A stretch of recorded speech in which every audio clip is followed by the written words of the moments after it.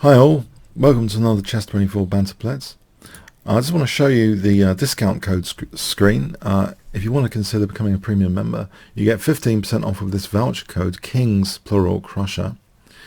And you can play against me and other streamers, and there's loads of other stuff, privileges and perks you get hold of as a premium member. So anyway, let's go now to the challenges page, and I'll take off my challenges. And the first challenge is Cat Weasel this morning. Okay, so Cat Weasel, and let's play B3. It's becoming my pet system at the moment. Alright, dodge the fence.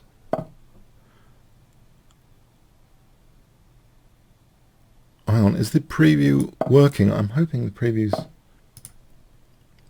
working. Is Cat Weasel? Oh, sorry, just making sure. Okay.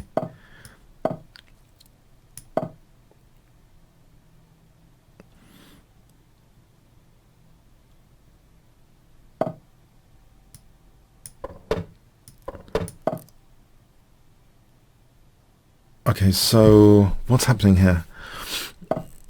Can I play for E4? What I like about this system is this bishop is often quite a often a useful attacking bishop. Sometimes E4. There's knight E5. Oh no, knight E5 isn't the best move in the world to start the session because having queen takes G2, mate. He's also got a dangerous bishop over there. So I think some safety precaution here is good. Not to be tempted by knight E5. That is funny, isn't it? Knight E5 would have been quite an amusing start. Yes, let's protect G2 first. And can I still play for E4? It's interesting. It's almost a little bit of a trappy move, actually, because what is the queen actually doing on G6 here? Is it well placed on G6? Because actually E4 looks to be more effective here than it might have been otherwise. I'm going to try E4 now.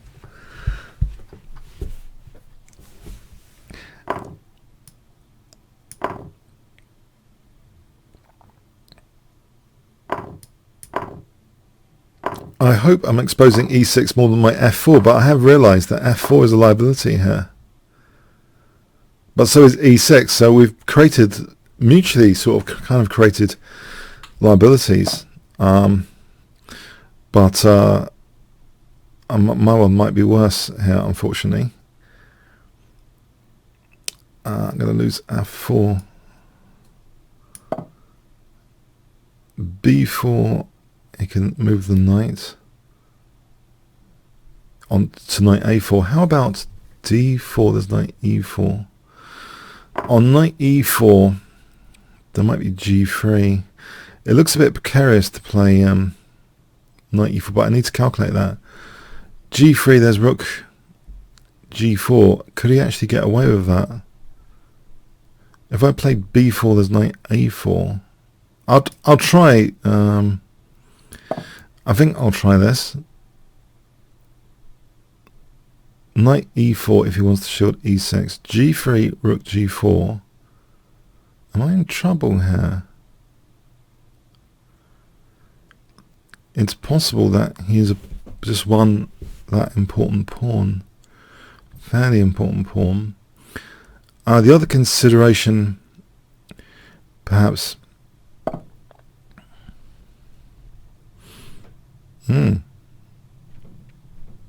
Okay, I can lose the bishop. CD and then rook E6. I think that might be okay as decisions go. I hope it's okay. He ends up with an isolated D6 pawn, but that dark square bishop might be dangerous. I get my pawn back.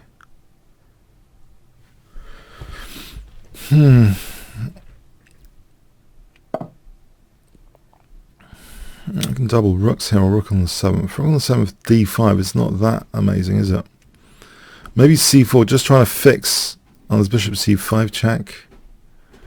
Even so, I'll let him, I want to fix that pawn.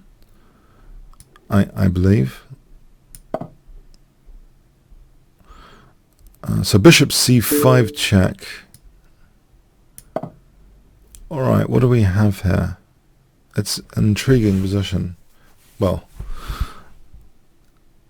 what I mean by that, I'm not yet dead, I think. Okay, I've got some play here. So h3, king h2. What is rook f5 about? Is it about d5? Rook e7, d5.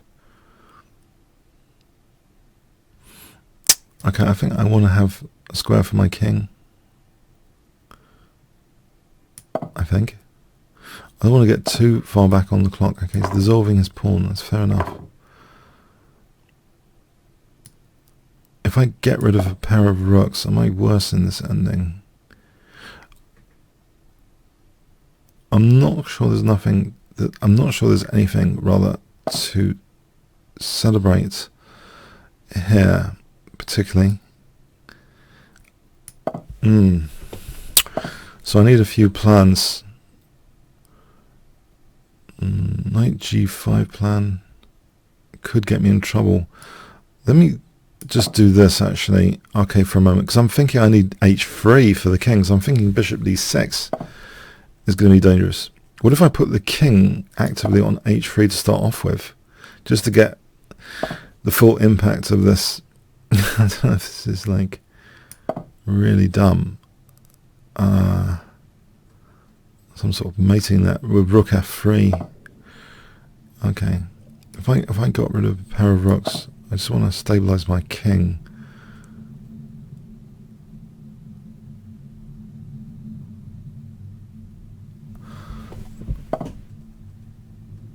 Alright, getting rid of one pair of rooks here, because somehow I'm hoping this is an idea,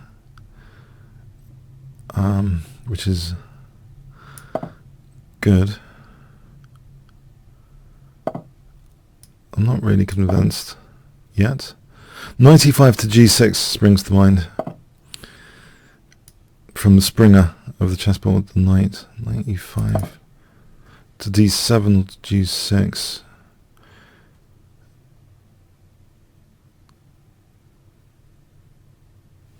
Knight d7 or knight g6.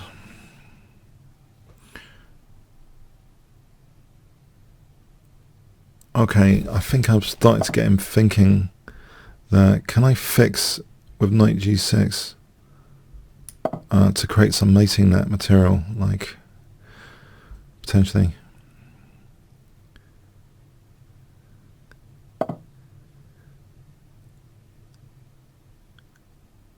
Oh, I think I've blundered. Okay, I've just blundered. A pawn, an important pawn. Oh boy. I've blundered an important pawn. That was silly.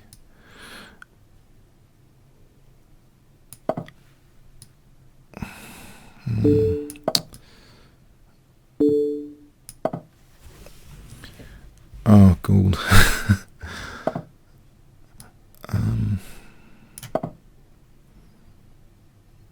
Can I get back a pawn with knight takes here? There's rook b5, rook b8, and knight d7 to get out of this pin. Knight c6 to hit that a pawn.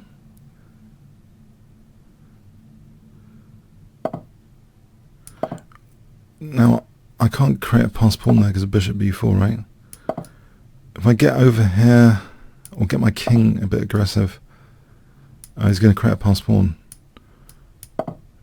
Hang on. It's going to be pre-move time as well. He's got the potential for creating a pass pawn. I need to think what to do about this pass pawn over here. Hold on a sec. Do I try and get a pawn over there? He's got a lingering a lingering winning pass pawn there in the form of the h pawn, and it's pre-move time as well, I would say.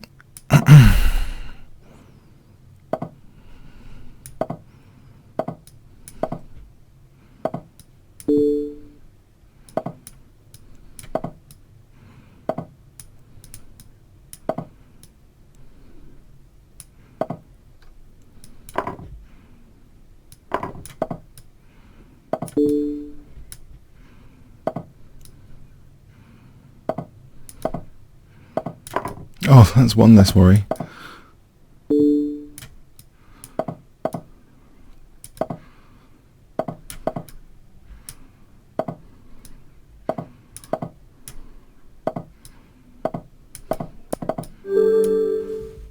Oh, well played. What a tough game. What a tough game. Throughout, I didn't get anything out of the opening. Oh, what a tough time. Tough time. Well played. Okay, on it's just the only thing is when you get short of time on Blitz, my personal tip is you got to try and increase the number of pre-moves you make. Basically, that's the tip from that game, which is only a practical tip with time management. It's not really. That was a really well played. Okay, game. So I try and get into what I call pre-move mode when I've only got like less than 15-20 seconds left. I can see that happening, that I have to increase my pre-moves. So if you play any bullet chess and stuff,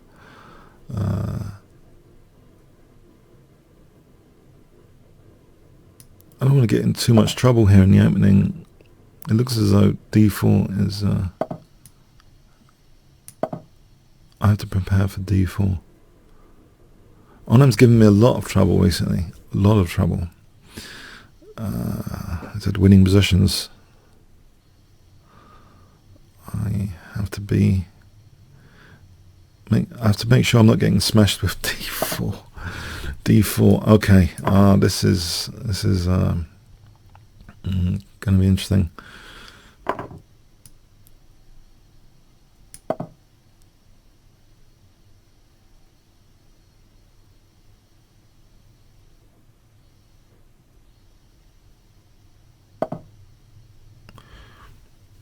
So this e3 square looks pretty bad. As e3 squares go. Can I challenge that knight? Or is it just going to torture me?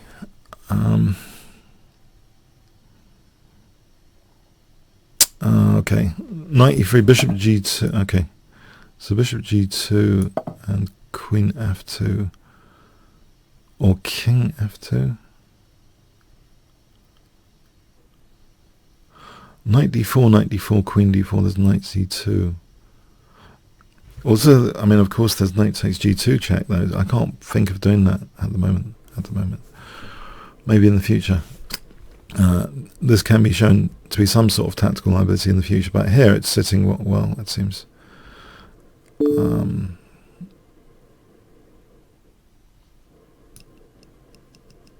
I do this? Knight g4, king g1. Doesn't look very pleasant though. If I played h3, does that really help the position?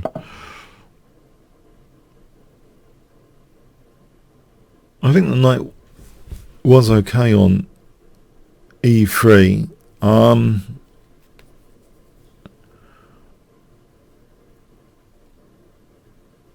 knight was okay on e3. It can go back to e3. I can really re-examine knight d4 if it goes back. Because there's no knight takes g2 check. Knight d4, queen d4, there's knight c2 though. So that, again, this is not working, this knight d4 tactic, it seems. Do I want to invite the knight back? I don't think there's much choice. I can play a3 to stop knight b4. That's another horrible possibility. Also, my c2 pawn is horrible. I don't know what I'm doing here, really. If he goes back to e3...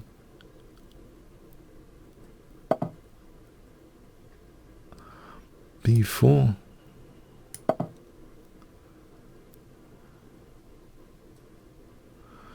I guess... No, I've created another liability with a5 now. I've just created another liability. Okay, I have to defend against a5, but he's also got... Well, he's got numerous... Okay, he's got numerous a5.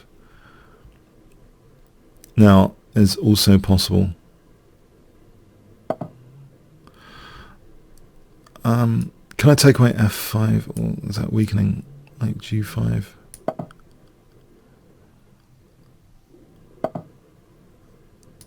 h4 here. He's just winning a piece, potentially, with taking then f5.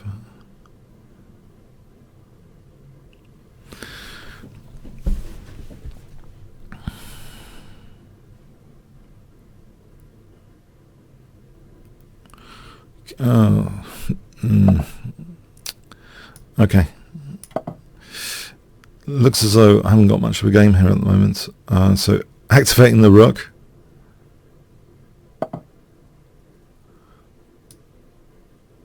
Is that worth it? Rook h4 maybe? Alright, if I take in the knight g5 or queen f2 while he's using the g4 square up, like that sort of unpinning move, knight g5 now.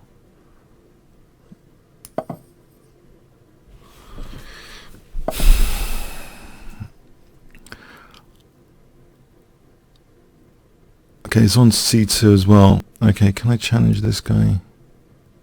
I'm going to drop c2. Knight c5 might be possible. Hold on a sec. Oh, there's rook c5. Okay, it might be possible if I played this first.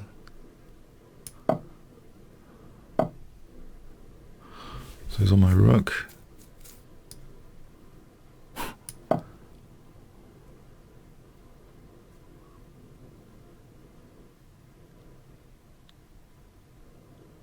I don't know if knight c5 is that a move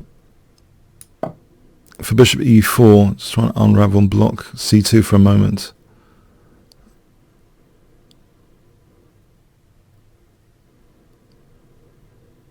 He could sack the exchange. It looks as though he's going to do that.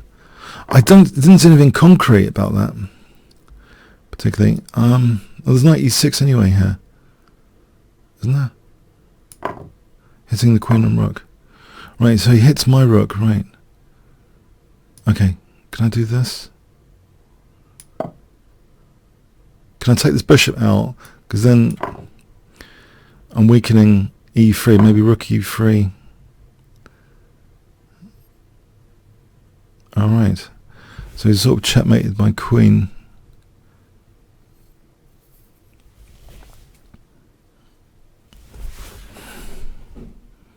There's bishop d5 check.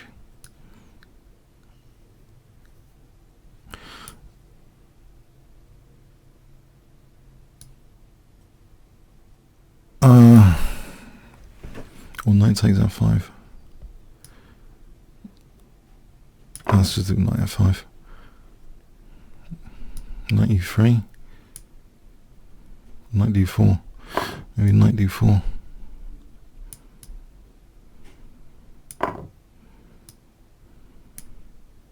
There is bishop d5. I think these bishops are useful. Bishop d5 could try and win the rook. Okay, you can take everything off. Unfortunately, he's got rook g2. Otherwise, if I had bishop d5 or rook e3,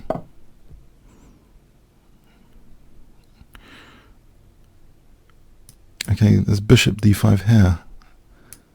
He's got knight d5. Okay, there's knight b5 as well.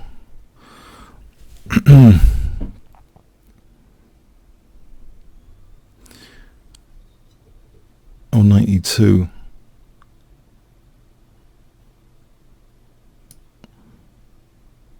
I don't know. I'll try that.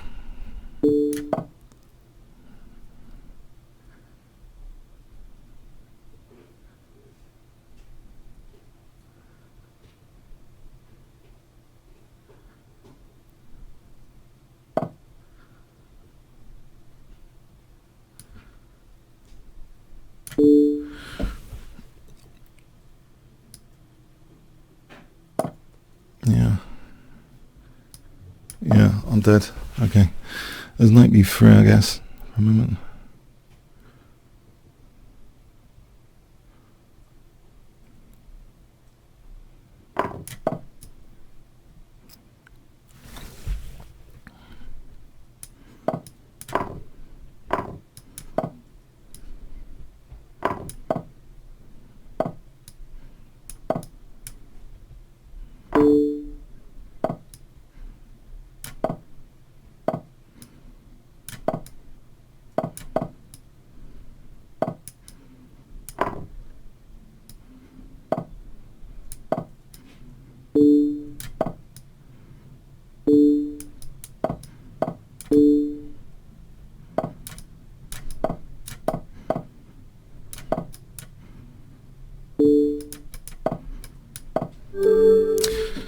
I was outplayed totally. Okay, I don't know. That was really positionally strong. I was just outplayed totally for my weaknesses. That was really well played. Okay, shelling forward. Okay, shelling forward. Okay, might not be playing best form today, but anyway. Okay, let's see. From Gambit. D5.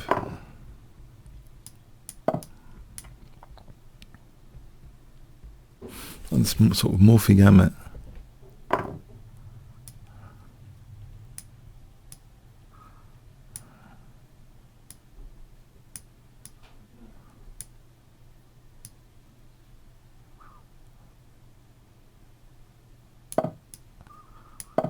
I like my position out of the opening much better than the previous game. Okay, so I believe anyway. I might be wrong, but there's things like Queen B6 which seem to be quite entertaining. And Bishop G4 and Castle Queenside. This all seems to be very entertaining to me. Bishop G4 and Castle Queenside, because I've got the initiative here. I haven't got too many weaknesses like the previous game. I've got piece developments. His king's in the centre. The diagonal's compromised. I can rapidly connect my rooks, probably even faster than white here. So he's giving me a. I think I would say this is like a handicap opening to play. Okay, he's giving me even Bishop F2 check. I'll take advantage of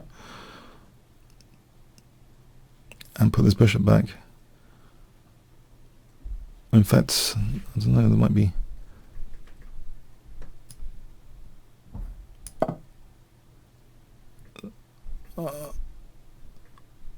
okay, I mean I want Bishop G4 castles queenside and knight D4.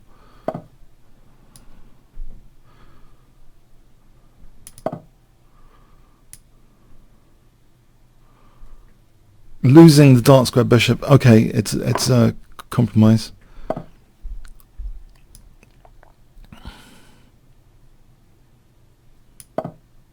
Hitting B2 and F4. C3 Queen B2. I might be tempted on that.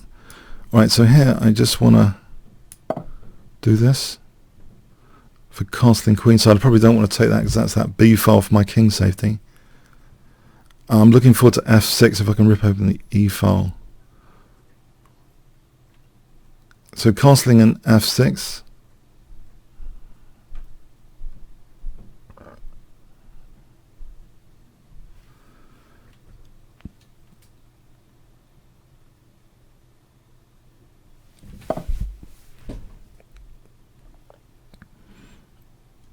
Maybe F6 now. Because this F file could be good. If I can castle kingside, okay. Knight F6 and castle kingside. I want to have F file.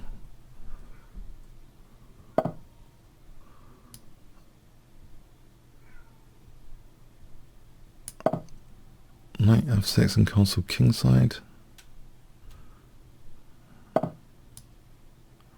Right, he's hitting my bishop there. Now he could stop me castling kingside, I guess. Queen C4, bishop E6. Okay, there's an immediate threat on this bishop. I think I'll move this away. So I want to castle, and then Queen C5 here, there's D4. Let's just castle for a moment. Put my king away.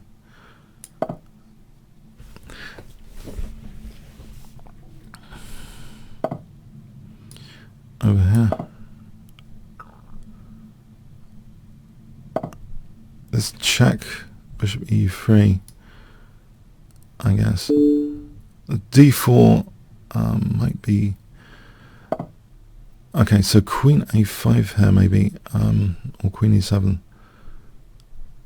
I mean, I don't want to be in a pin over here. This pin's kind of pawn.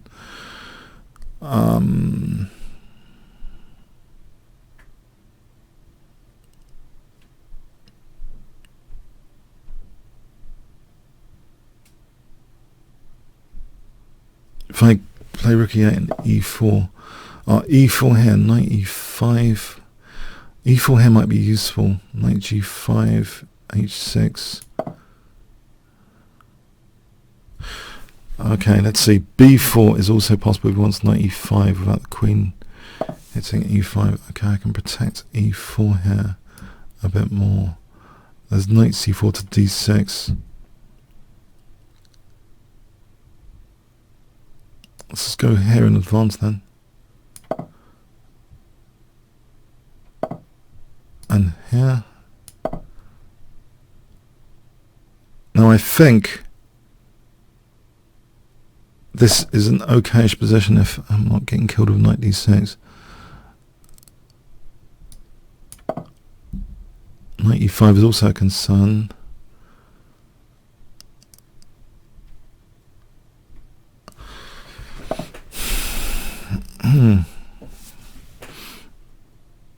Queen d5 here? Or knight d5? Maybe knight d5. This f file is interesting for a moment to think about. e3 or knight f4. e3 looks interesting.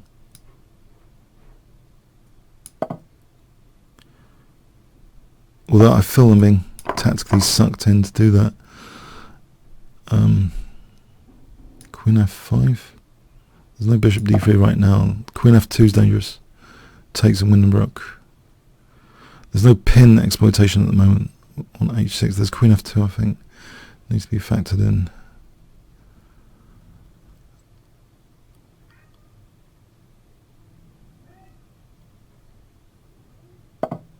Right, so e3, e2, bishop e2, rook e2, rook e2. If I only had a bit more firepower available for that.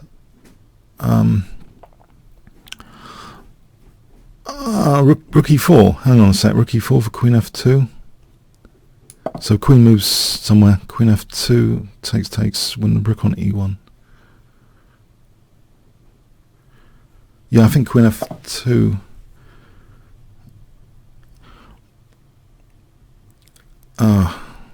Has he really quashed that plan, or is there e2 here? Rook e2. Has he really destroyed that plan?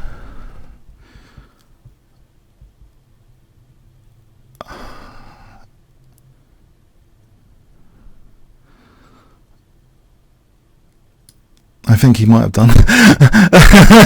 Unfortunately, it was a good plan. Okay, am I losing the exchange? Oh, okay.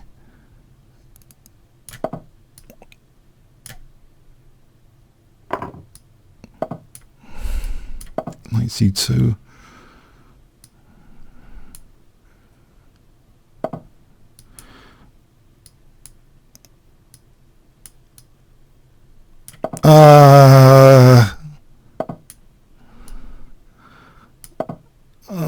I'm getting in trouble now.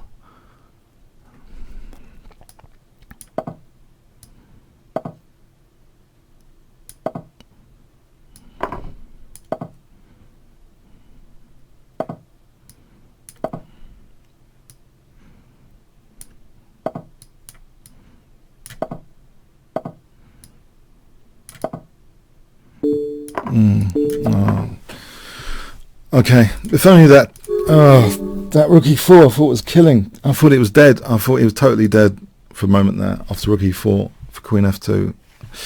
Oh well, I think it was better for white after that. Let's have a quick look at that. Let's have a quick look.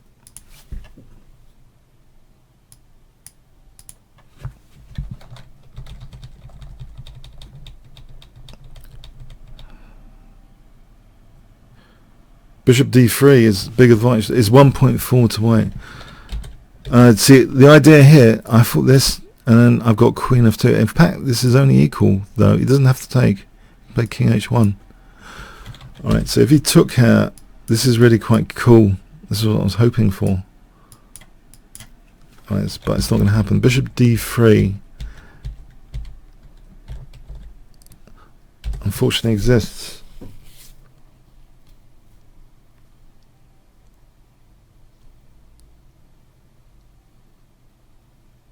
I just wanted to get the battery extinguished on f2. So queen c2 went slightly better there. On queen c2 it seems, in any case. Yeah, maybe the whole thing is a bit of a tactical punt. Moving this pawn, it's going to be a liability at some point. All played. Okay.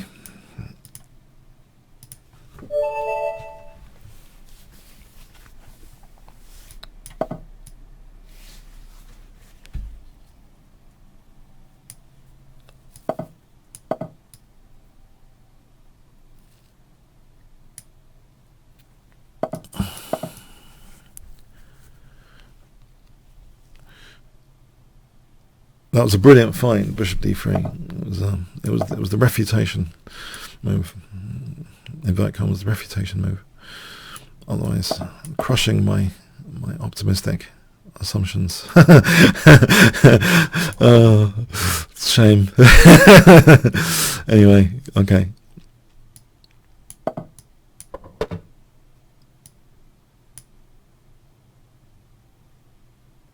I think sometimes if it is totally winning one way, I think you've got to look at other resources, because you can't assume that's going to happen then. If it's actually winning, then you can't really assume it.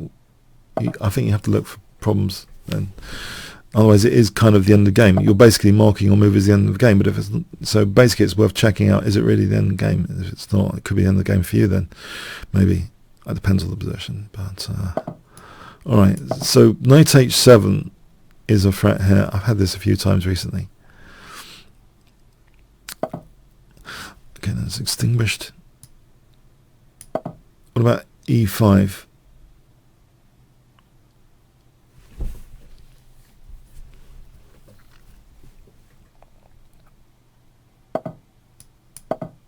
Oh, this is dangerous, I think, because the bishop h7 and or knight h7 or bishop h7,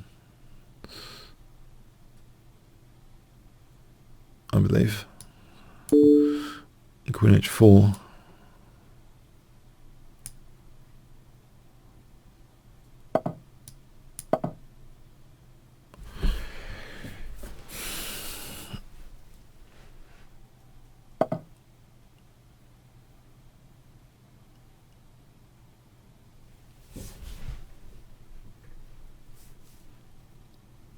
Okay, there is g4.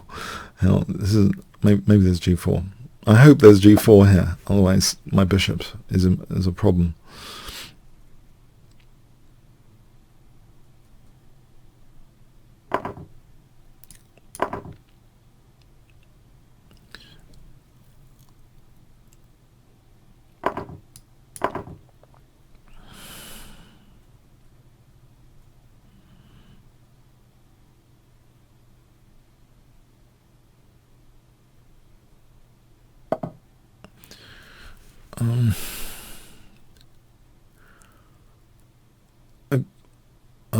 Okay. I need more pieces, really, to do something here. So I'll try and develop these bits. Maybe knight here immediately, just to connect the rooks immediately, just to switch a rook in immediately, or protect e5. b4, there's knight c4. Maybe the knight can crawl back to the centre later. I don't fancy playing d3 for the knight at the moment. So knight e5 and knight e5.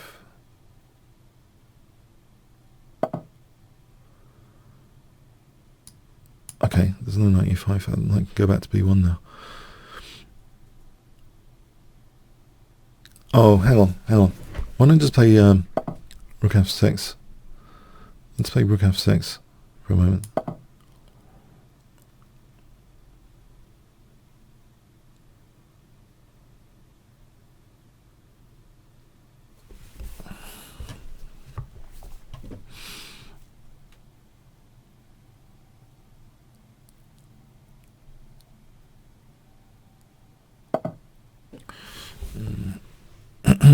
Okay, can I get this knight? Oh, queen d5. Hang on, queen d5. I have to stop queen d5. Rook e4.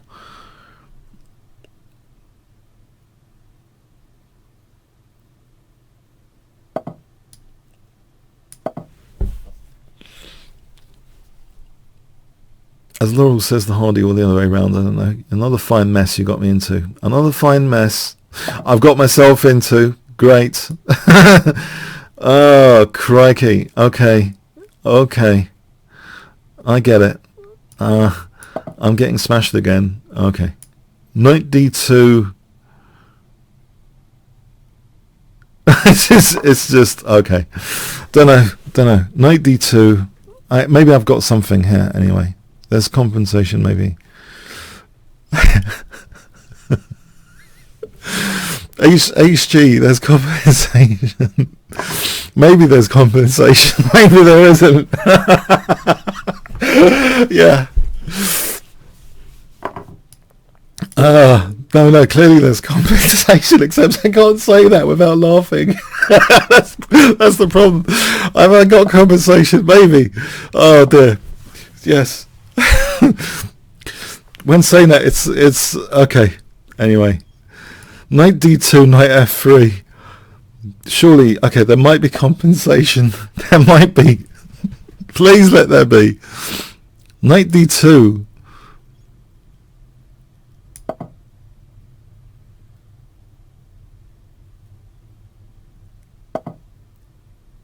Okay, I can play knight f3 here to hold g5 for a moment.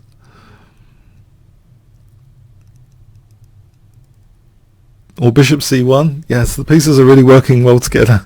Holding pawns. Okay. There is rook e6 now. Maybe rook e6. Rook g5. Knight g5. I think there's rook. What about bishop c1? Try and actually hold g5 a bit further.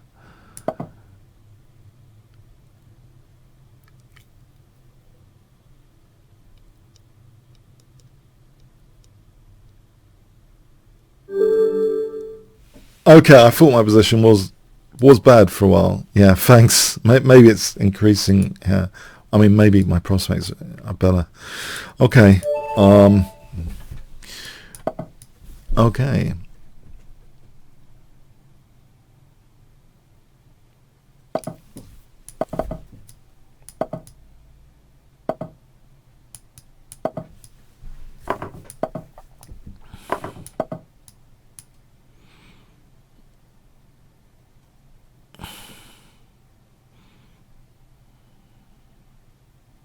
Queen d6, huh?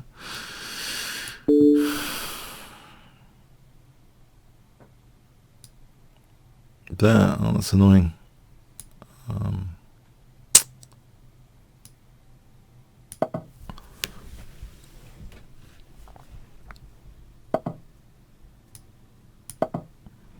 Can I play queen c2 and rook e1? No, he's not careful.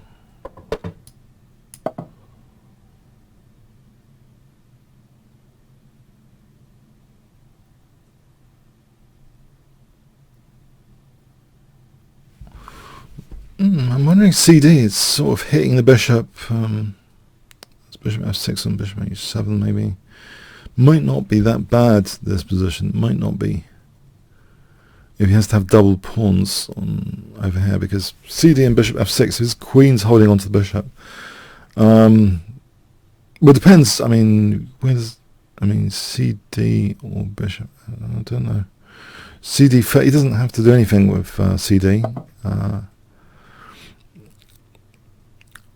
There's bishop e5 here. Now maybe CD here, or bishop f6. Okay, maybe bishop f6 for CD.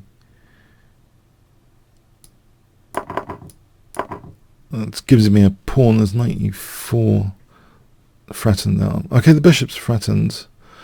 So bishop d6. Oh, there's also bishop h7.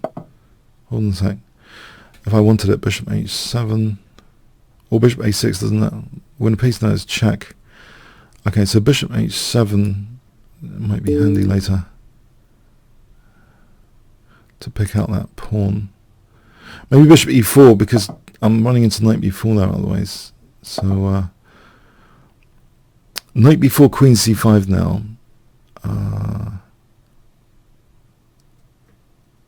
I think something like... Okay, so just try and get the... well, there's bishop b5, knight c4. I'll try and get the rook doing something.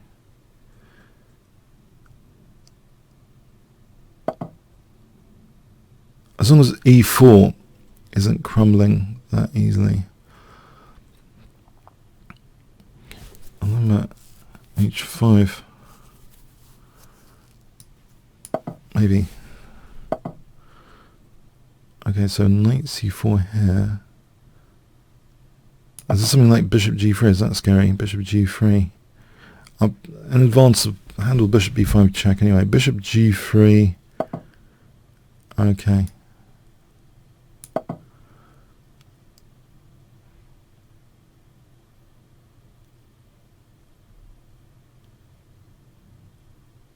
Queen d2 for h6. Queen d2 is bishop f4 though.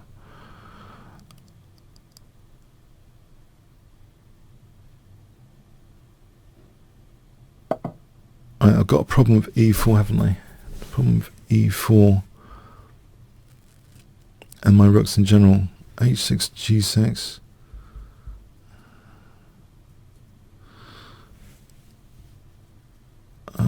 I could try and unpin this guy.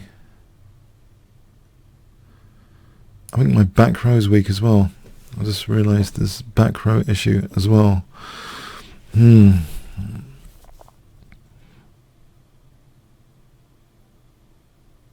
So I'm not really sure. Okay.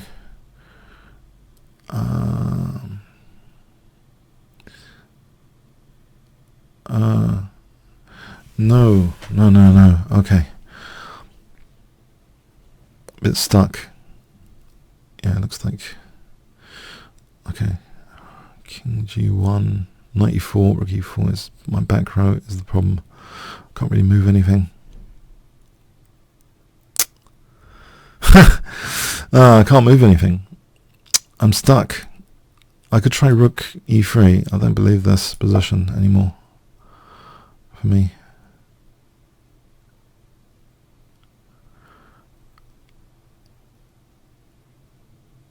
Takes and then bishop f5 is probably... There's rook e8 maybe. Taking two rooks. Again, I'm probably getting mated after, so I don't believe this.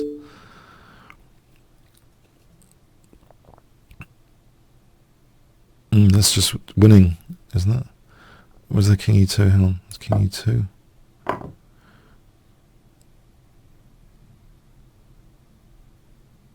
Yeah, that looks pretty miserable. I don't think I believe this position. Okay, knight e3. Protect d2 for a moment.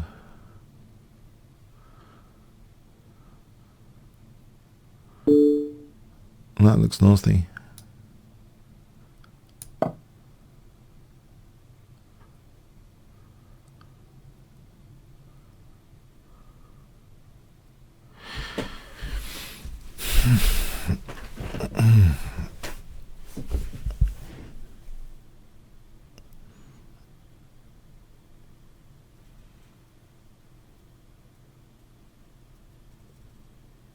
Queen h5.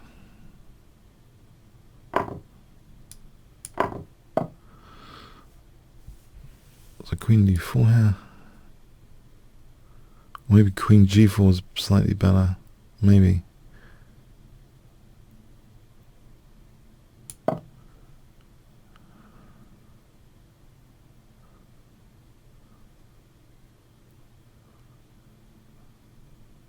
I mean, because I'm holding h5 with that hitting the bishop.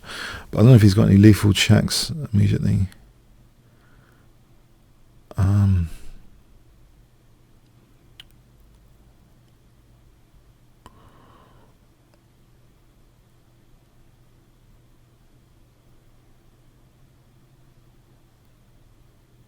This appears to be a rook up. Is he a rook up?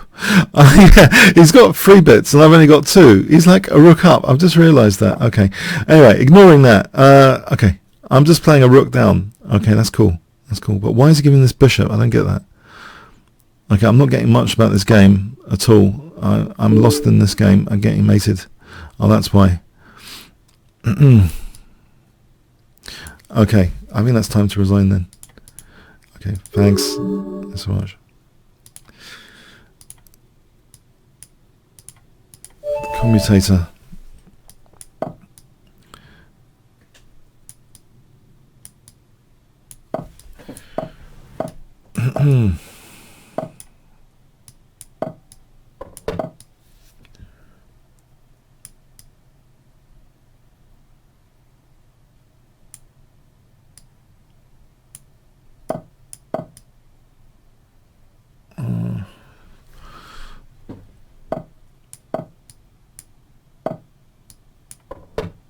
I think this is okay. Start position.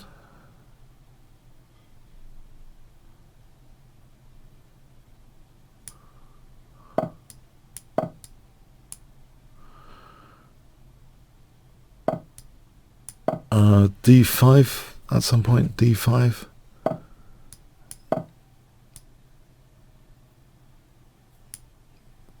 Bit of a space advantage, I hope, without too much. Hang on, there's probably I have to look out for rook b2 at some point.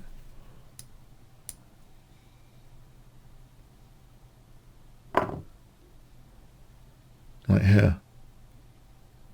Rook b2 might be possible for knight d5. Yeah, actually, why didn't I take with? Why didn't I consider taking with the knight? Hang on. Okay, if I took with the knight, I lose d5 anyway.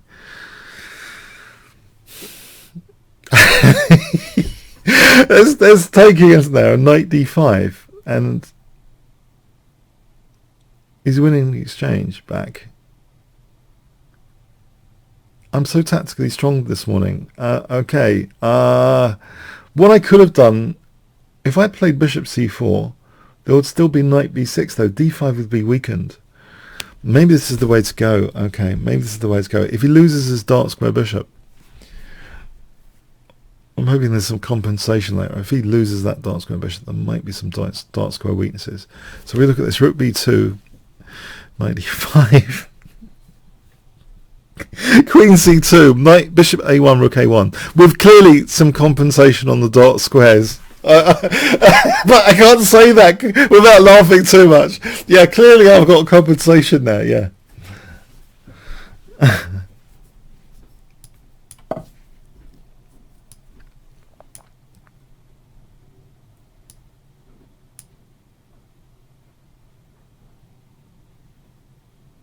Okay, so I'm moving out of the way because I'm thinking that is all suspect.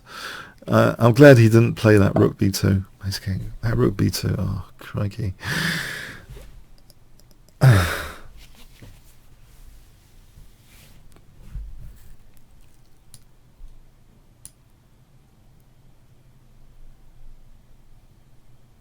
Which means now I can get back to business with e4, e5 without. What's this? What's this? I'm having the same position as before without being material down. So his dark squares have been compromised. Doesn't this mean anything? So e4 and queen c3 check. So bishop c4 here.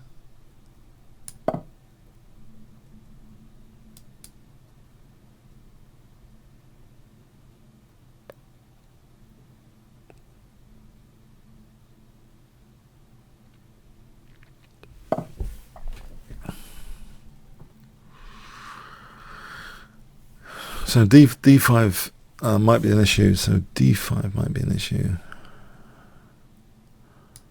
I'll give the bishop f1. So d5, ed, bishop f1, parking space. Okay, let's do this. So my rook's not tied down to protecting that. If I need that pawn. Although I've weakened b5 square. Weakened b5 square. Okay, so let's just go back to f1 here. d4, I think knight d4.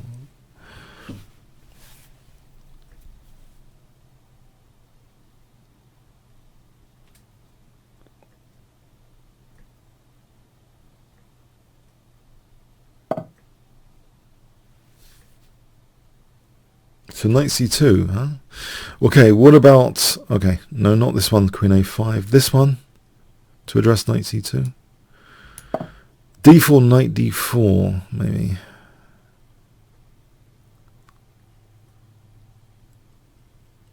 Rook moves away, there's queen b4 potentially. So this pinned pawn... Okay. So knight d4 here.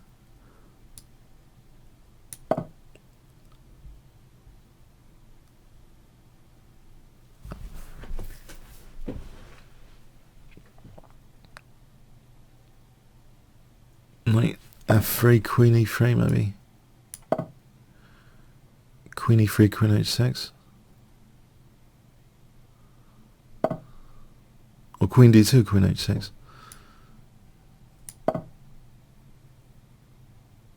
And then there's knight g5. That could be a good plan. Queen h6 and knight g5.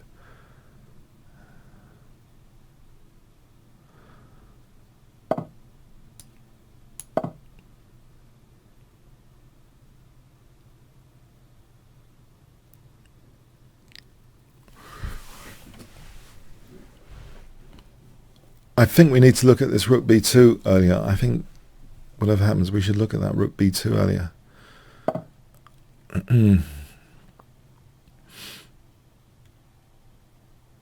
Alright, I'll take that, I think, and then swing the other knight across to g5.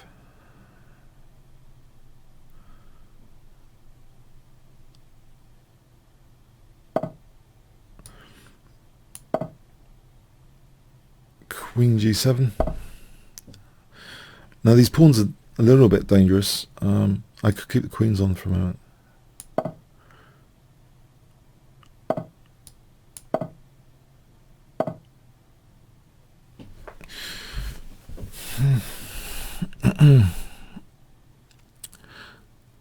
Let's hit this rook.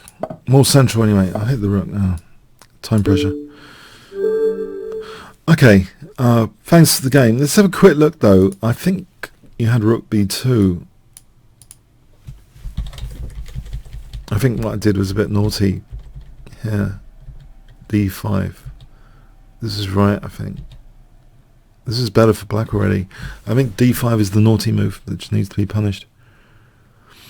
Because it's giving that I have to take with the bishop here. It's basically given this one. Yeah, and it's giving, yeah, as I mentioned, it's giving this. Bang. It's a tactic to bear in mind. Really, if you're playing this black side, the tactical opportunities, you need to look at how sometimes tactically, although the opponent's got a space advantage, this is a major tactic. Bang. Knight d5. Win the exchange back. And I was joking about the compensation. I don't think there's any really running out of pieces. If I take here, how can I get to the dark squares that easily? It's only visually, might theoretically be weak. This is just better for black. Giving this, carry on, it's just better for black. So that's a really important tactic here. Changes the whole valuation of the position. The problem is, if I take with a knight, then there's knight d5. That's going to be better for black. So if I have to take with the bishop, I've weakened d5, and I think the variation is going to show that.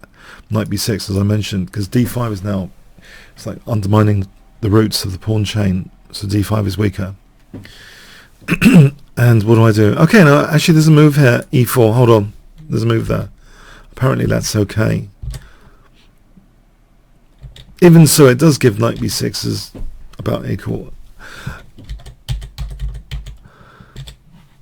But this is just, I don't know, I was talking about it. It's real, it's on the board, rook b2. Okay, opportunity. Let's challenge Azul Mist.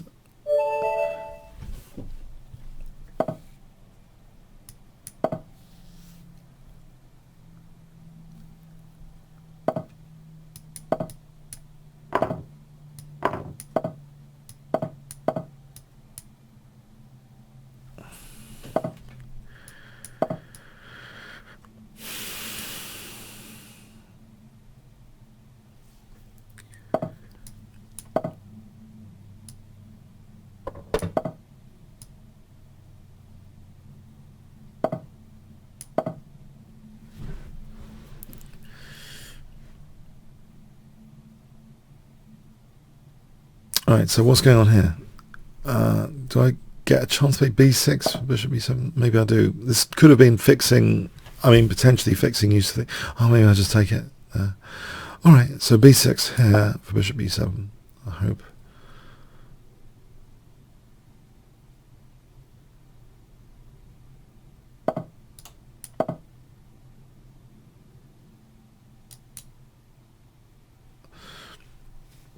Or can I do arrows or something? No. So if I castle kingside here, I know it's a bit off-putting, but I think I should castle anyway. The queen's going to switch in for an attack. Fair enough. So without the b5 to try and undermine e4 with b4 later, so that's cool.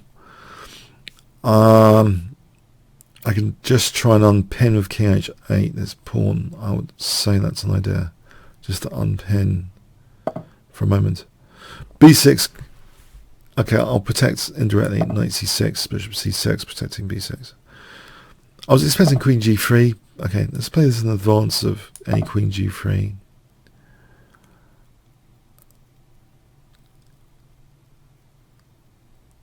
This seems like the c4 square is a bit juicy here. Knight a5 to c4 seems as though it might be a bit juicy. But I take the brakes off e5, so that, you know, need to look at e5 maybe.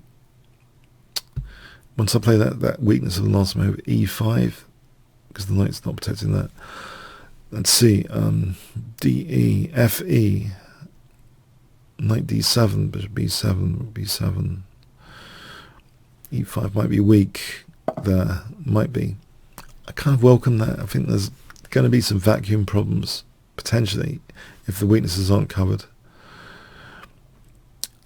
So I'll go with this g5, knight d7. I'm going in for knight c4.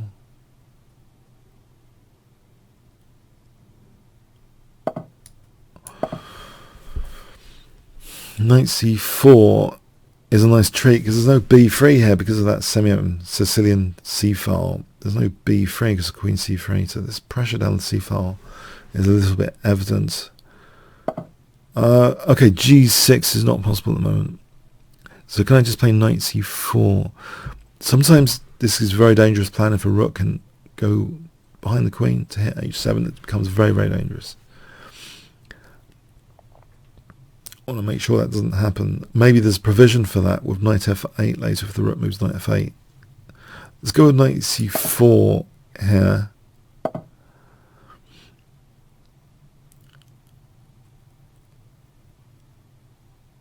Now d5 seems to be a rebellious type move that I like playing sometimes. It opens up the pieces. It's a pawn sack, but it opens up the pieces. However, it might be totally unsound.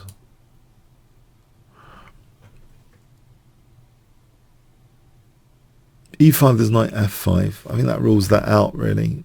Also, as well as weakening d5.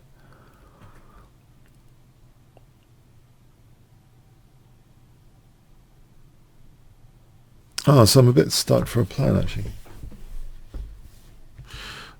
Try and check some more downsides, potentially, of the opponent's position.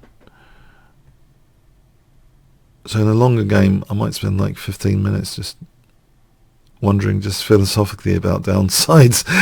If it was a long over-the-board game, I could spend like half an hour here, easily, probably, on this next move. But I'm going to try and compress that down into the next 20 seconds, a decision in the next 20 seconds.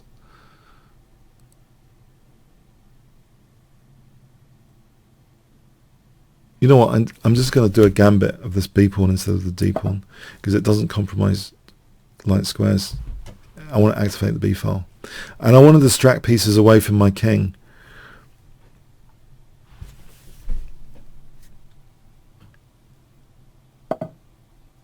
Alright, I think there's a problem with that move. There's a slight weakness in the last move here. I'm sorry, there is. Okay, that happens a lot in Blitz. Yeah, okay. Yeah, it was a good position, I think. Let's have a quick look. I'm sure you're better here. At least equal. I mean, I'm sure you're better here before that. Yeah, white's slightly better. Now this is a bit... Actually, it doesn't say it's that dodgy. It doesn't kill the evaluation for black. In fact, it doesn't recommend white taking this. Although it does now. It's just sort of changed its mind. I thought I'd get a bit of play with this. Okay.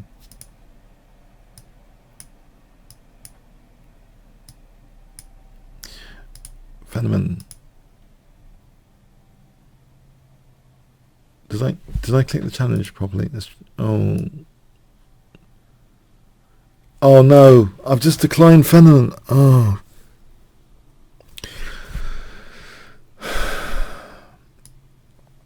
Is Fenneman around? Can Fenneman send on? Calling Fenneman. Please challenge again. I've just accidentally declined. Can Fenneman challenge again if he's around?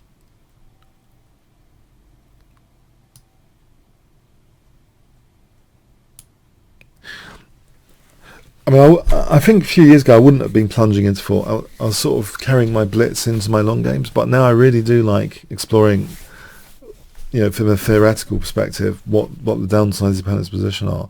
And sometimes it becomes almost like aesthetically pleasing to realise. I had a recent over the ball game. That is, there's light square weaknesses there, and I can actually combine and attack on both. And that is when you really feel the power of the long time limit. You can really get into the intricacies of what really can bring the downfall of the opponent's position. So I always wanted that contrast between blitz and my longer games, but you can't have it here. Is Fenneman not going to challenge? All right, he has. Okay, let's try and do this with the accept button as an innovation. Okay. So I should really try out some long games again, one-day games. But unfortunately, I mean, London Classic puts me off because it's like cold and December and Christmas time. I need to get some other FIDE tournaments in, I think, at some point soon. It'll be nice to know, just to know, because my ECF is been stable this week. I got like 207 performance in one of the leagues, and I won a game in the other. It was stable for my 200 plus ECF rating, so I was happy with my over the board this season. I just need to test. I haven't tested for all my one-day games. I'd like to do that at some point.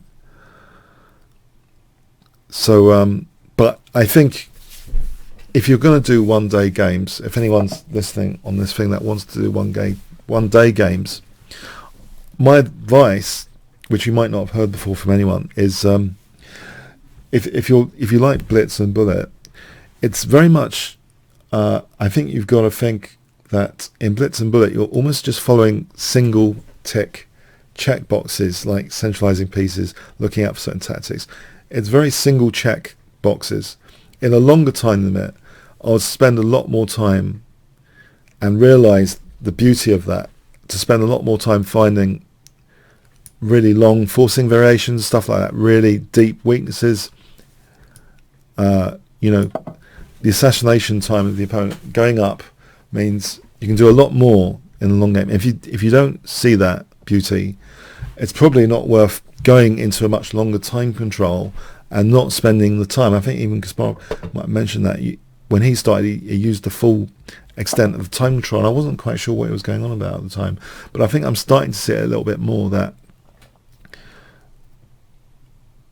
especially in the one-day games, you can really get to grips with small, tiny intricacies of weaknesses in the opponent's position, and you take more and more time, you realise some other weaknesses, and before you know it, you're going to come up with a plan which is so effective and tailored to the position, but you'll never get that in a blitz or bullet game. And actually, if you're really, really good at blitz and bullet, you get a false sort of ego if you think, oh, I'm going to smash it now on longer games. But yeah, there's a real this idea of, I wouldn't say I'm drawn into perfectionism. I'm just drawn into the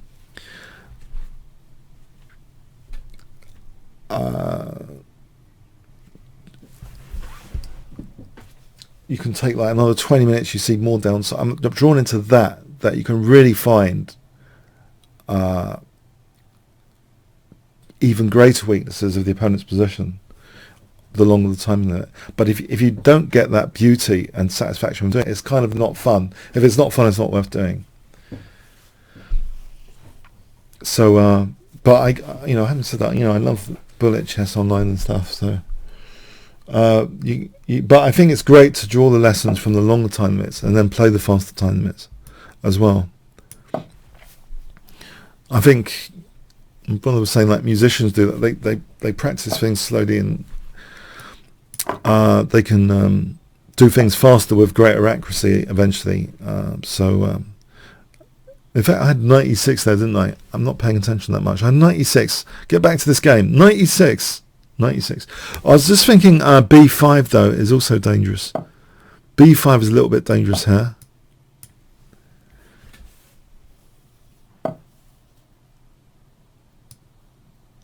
How many of you are doing one-day FIDE? Anyone doing one-day FIDE games?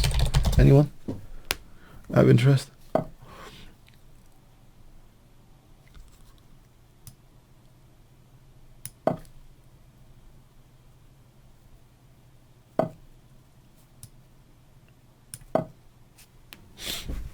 Okay, I'm posing that question on the chat there. Okay, so knight takes and then... Okay, bishop takes and there's knight d4. Okay, bishop takes. Maybe knight c6 and cd. Knight c6 and there's d4. Alright, I think I really just want to open up the c file here. So cd and open up that c file for a moment and establish an outpost, rook c6, and that's a bit stereotypical, but it means I can double and treble on that c file, I think. So queen c3, rook c1. There's an immediate rook b6 threatened with that pawn pinned. Rook b6.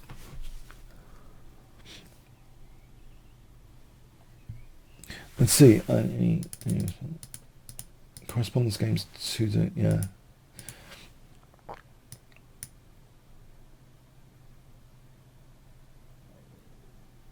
Shillingford, maybe. You played some FIDE tournaments this year, I expect. Is that the case? Okay, so queen c6. It looks really dangerous.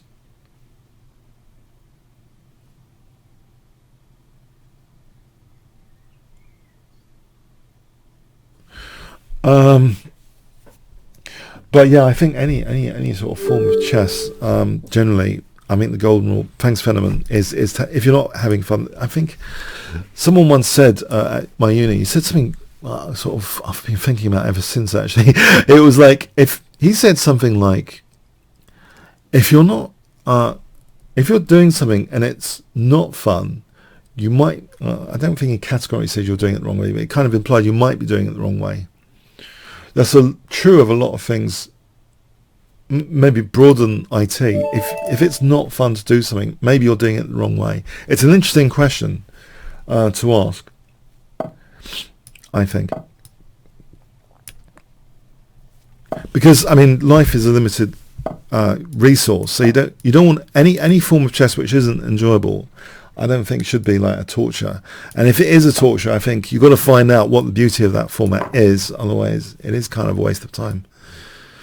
I think, I don't know if you've seen Kasparov's preview video on trailer on chess videos, but he does say, he puts a statement in there, almost as if it's a background comment, like, time is precious.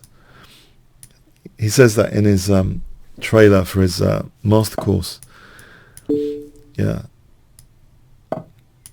So yeah, I agree with that. I think so yeah, I think I used to okay I used to perhaps, as knight takes e4 here, queen takes e4, rook e8, knight e5. d6. It looks as though I might be able to exploit that lack of development, although this could backfire, but I'm going to give it a go here, actually.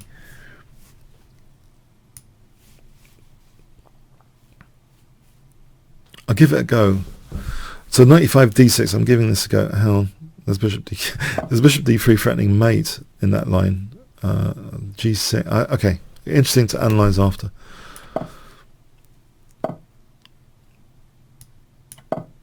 Queen f6, bishop f5.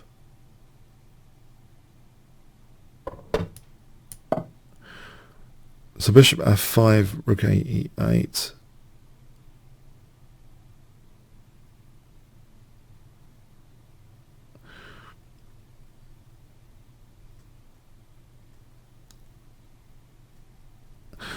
Bishop f5 and rook a e8. Is that an idea? Bishop f5 or knight b4, queen d1. I think I could wait for cd, knight b4. There's queen c4.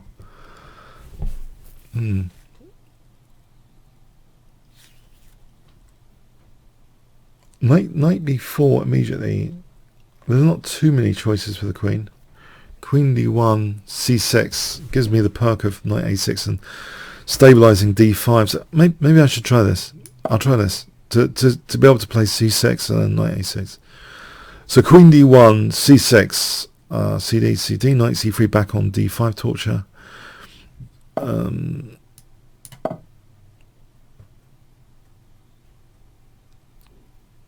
cd, knight d5 for knight e3 though. I don't think he wants to play cd here. Knight d5 for knight e3.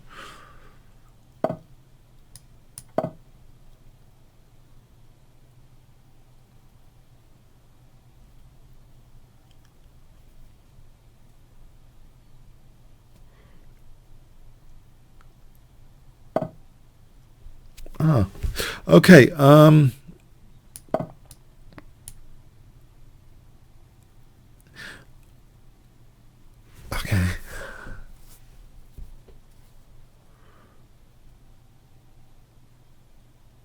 My pieces feel a bit pushed back.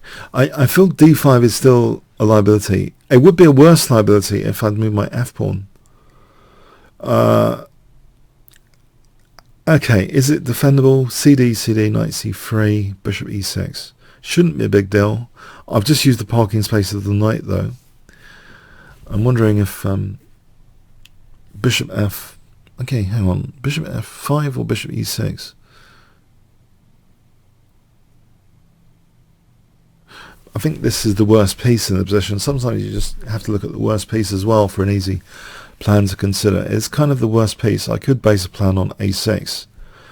Let's say bishop f5. Okay, it's been prompted to do something about the knight anyway.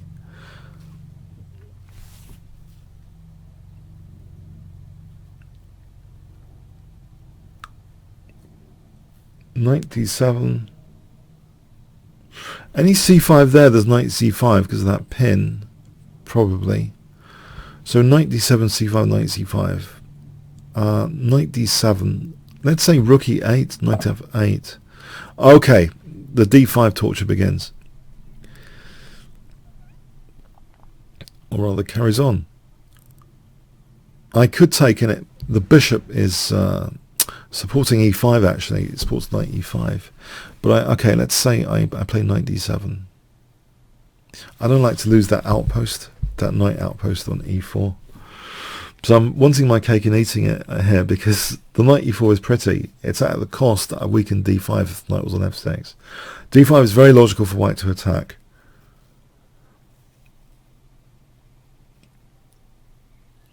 Okay, I have to make some sort of decision here. Okay, bishop e6. Bishop e6.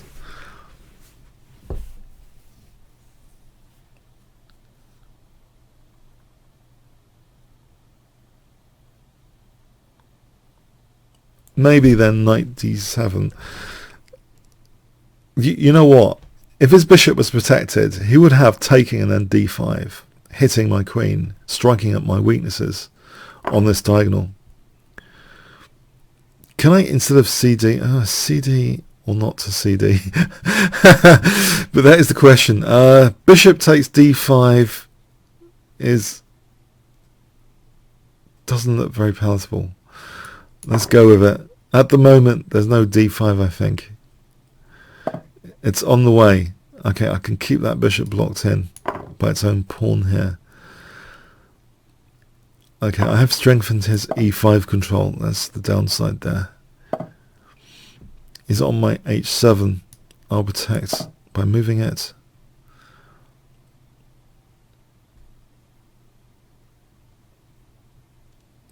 I probably bishop b6 and rook c8. Probably. If I can get a pin there, try and loosen white's control of e5 a bit by pinning that bishop. I don't think I want the bishop pinned. So rook c8. Okay. Yeah. There still might be a rook c3 tactic lurking, because this is always tactically interesting, these diagonals. When the f pawns are pushed, you look at the diagonals, the tactics, the implied tactics as well, not just the immediate, but implied, like rook c3, bishop d4. But the knight's doing a good job there in making sure that's not a tactical disaster just yet. g4, knight e5, rook e5, queen e5. So maybe it is a tactical disaster. Rook c3 and bishop d4. Because if rook c3, bishop d4, if queen c3, bishop d4,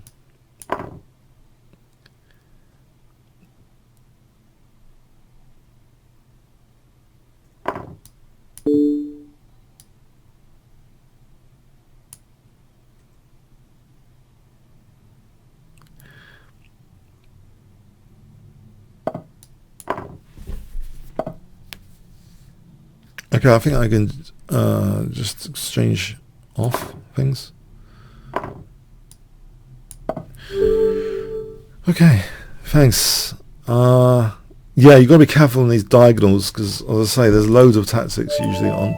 Because we castle by default on the king side, so it's very, very common tactics when the f-pawn moves for the diagonal to be weakened. So you have to look at the tactics and the implied tactics. Any chunks out of the armour of the castled king, basically, or any pawn moves on the castled king. Like if you lost an h pawn, you should look at h file stuff. If you've lost or moved the f pawn, the diagonal stuff. It's if you can, because that really is critical weaknesses around the castled king. So let's see, c5 here.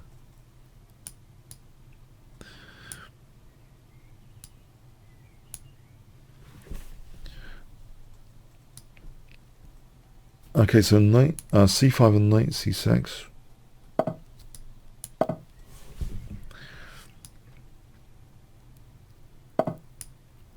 Okay, so ed and rook e8. It's sort of Benoni-ish, I think. This, if I change this pawn structure, I think it's a little bit. Oh, let's move the screen back. Benoni-ish. Ed, it looks like a Benoni to me.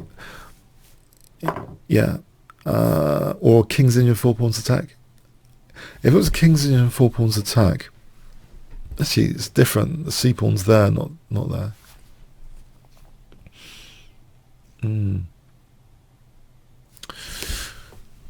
So d5 might be a little bit weaker. It's having to be held by pieces rather than the pawn on c4. So that's a big difference. Is that something to celebrate? Knight d7 b6. Possibly. I could try it. I'll try it. Instead of... my normal plan would be to take on f3 and weaken dark squares, but because the pawn's there, I think the dark squares are a bit tighter than usual.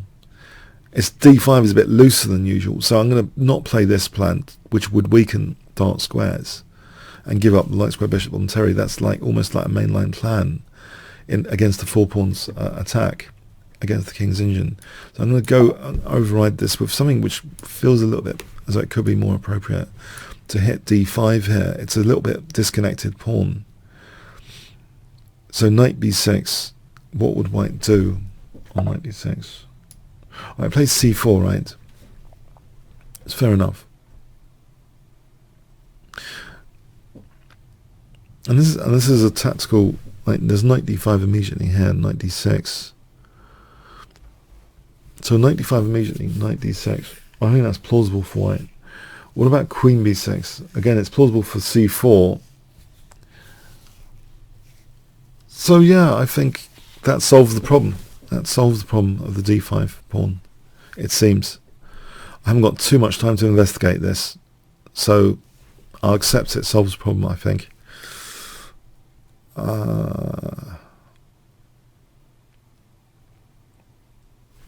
Do I?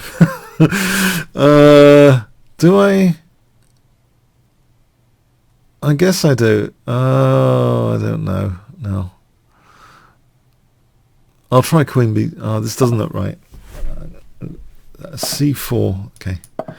Let's just get this position.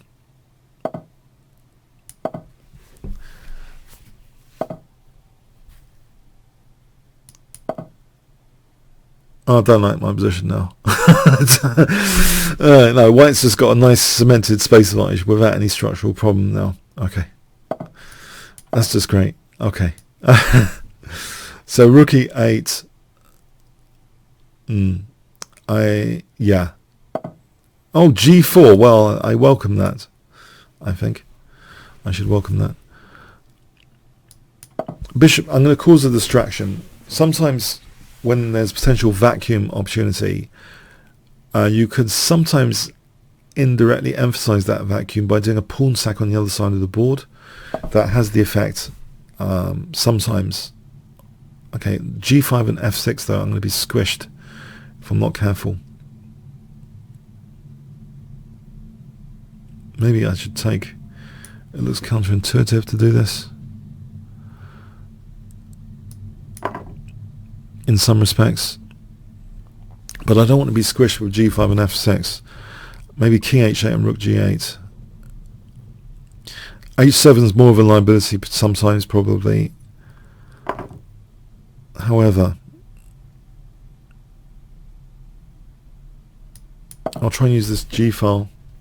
b5 is also still more on the cards now. If he had to move his king, especially to h1, then b5 is still relevant for that.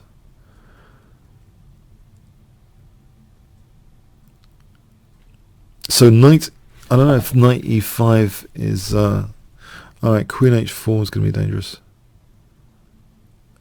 I could be getting stuffed here.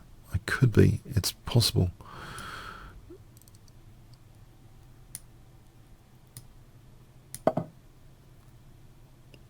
Like the turkey at Christmas. So queen h4, knight g6, maybe. I don't want h7 to be such a major problem immediately. Although it is.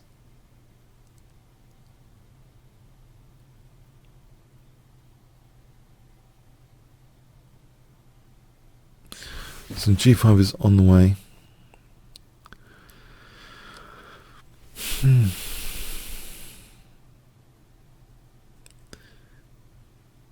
If g5 is on the way, I think I've caused a problem here, which maybe I didn't need to.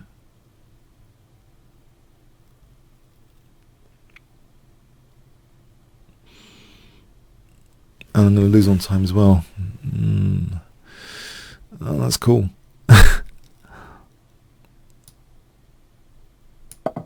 I think my position's had it. Bishop g5, all that.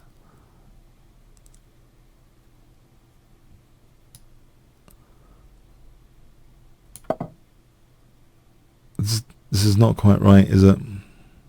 Looking for a cheapo tactic.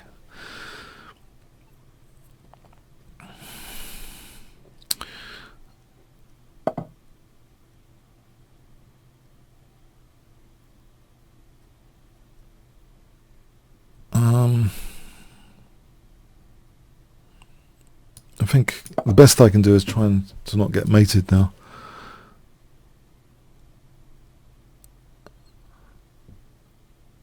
That's the best I can do, is try and avoid getting... If I can get the queens off, even if it's piece down, I'll still have a few more moves left.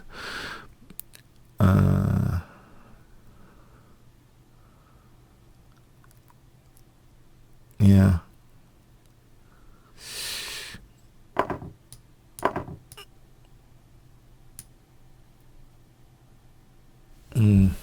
think the only thing is about this, trying to be positive about this, b5 for this diagonal could be something.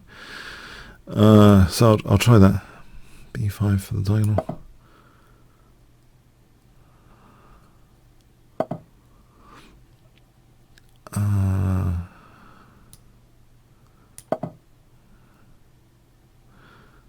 Trying to bust open this diagonal.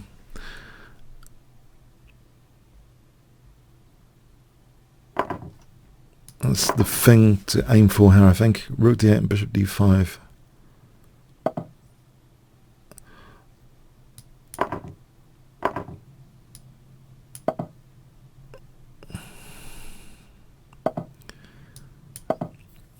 Okay, rook b3. Queen a8 after.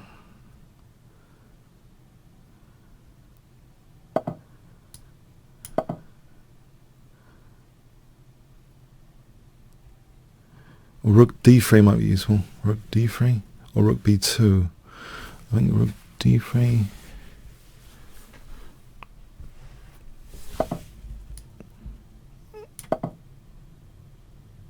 Oh, the queen h4. Queen h4 I should have considered, because he left h4. So I'm on e4 here.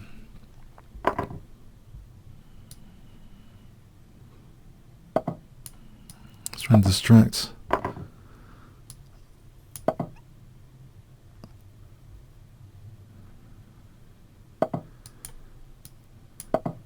Bishop e5. Not yet.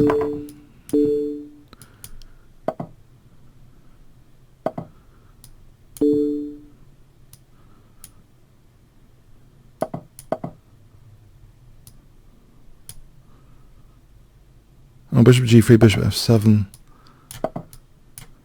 Oh, the pawn's dangerous, isn't it?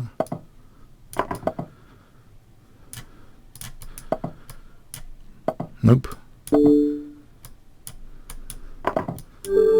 Oh, sorry. Time win. I was totally smashed. Totally. What's happened today? I don't know what I've done. I don't know. Let's have a look. Totally smashed. Totally. I thought I was taking a controlled risk with that G file.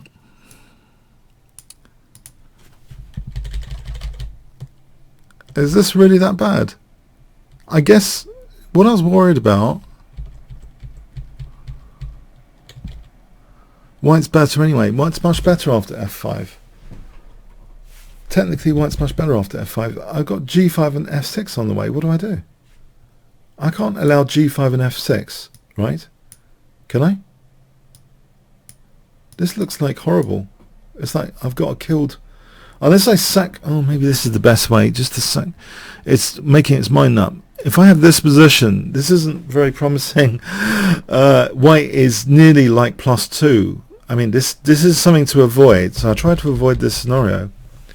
Hence, I came up with this wonderful g takes. But now it's nearly +3 because h7 is such a big issue. All he does, because I've fragmented the pawns, he does is build up on h7 as he did. I don't know what I do here. There's no move here. This is +3. Doesn't matter what I do, it's +3.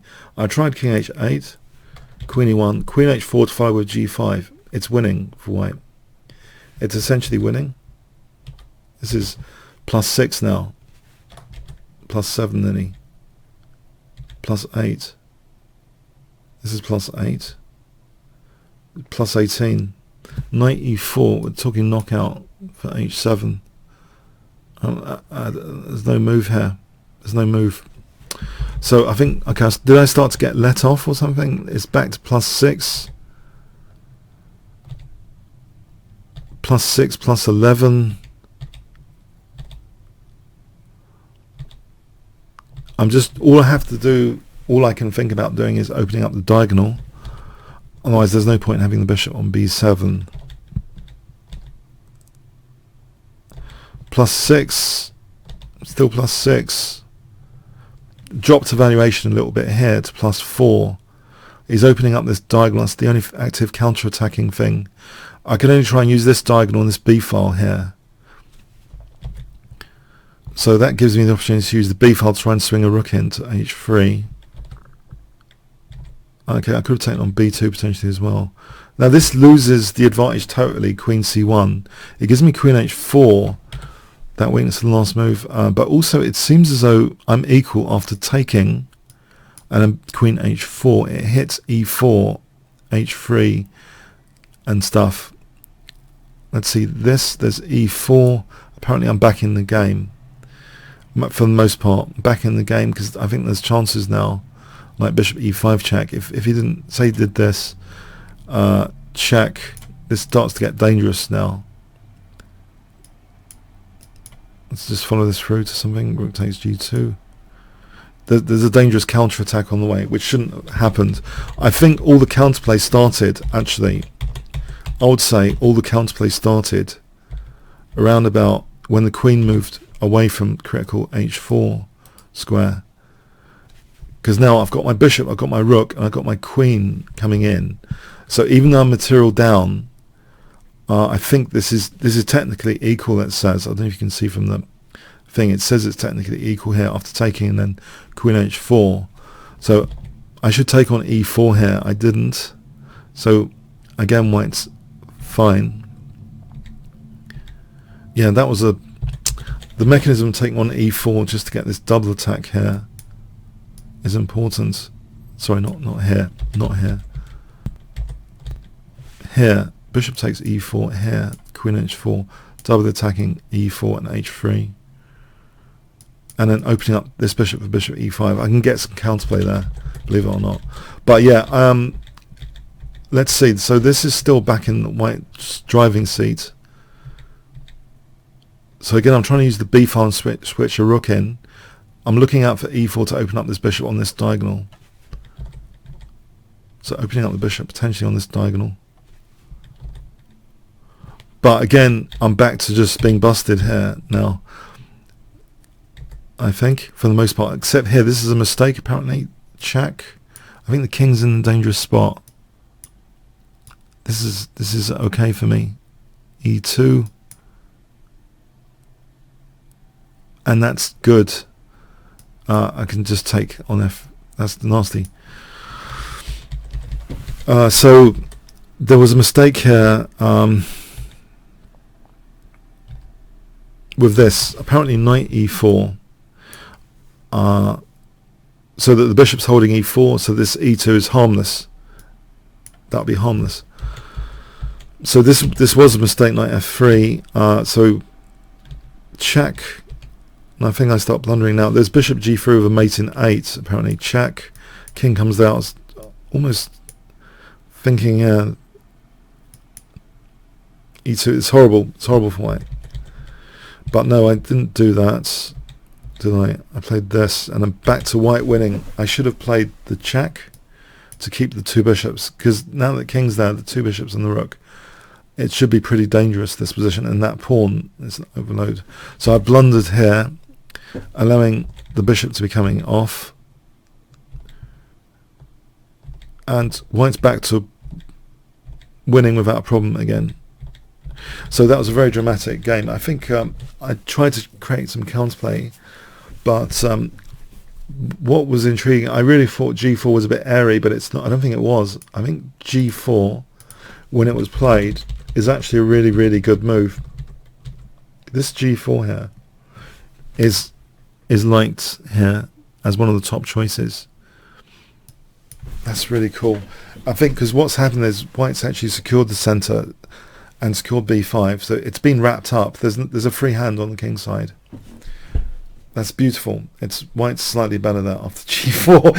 it's there's nothing you can say intuitively against that, really. I mean you can intuitively, all you can say intuitively is you want to try and later open up this diagonal or use the b file.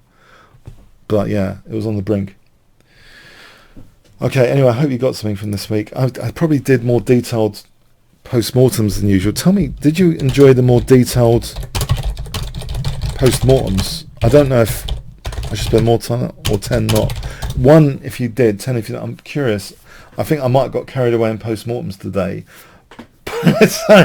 Sorry, maybe a bit of variety.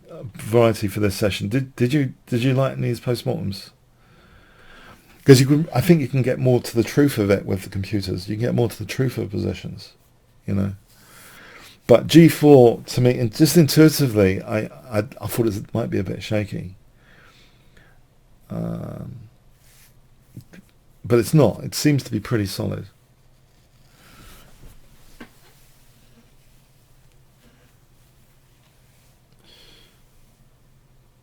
Okay, so yeah, I don't want to go overboard with the postmortems. Okay, that's cool. So most of you are cool with it. It seems there's won most of you so far on this quick poll. Okay, I hope you enjoyed this whole session, and yeah, okay, that was good. That was good. I enjoyed it as well. So thanks, and have a good weekend, and see you next week. Okay, thanks so much. Cheers, then.